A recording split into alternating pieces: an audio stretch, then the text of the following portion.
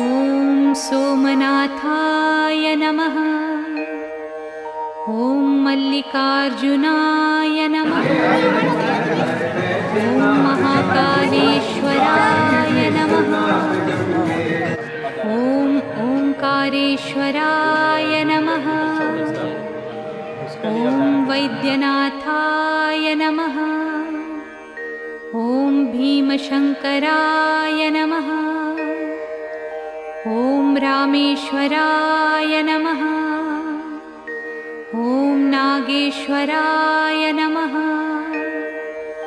ॐ विश्वेश्वराय नमः। ॐ त्र्यंबकेश्वराय नमः।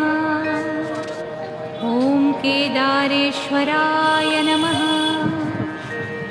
ॐ भस्मेश्वराय नमः।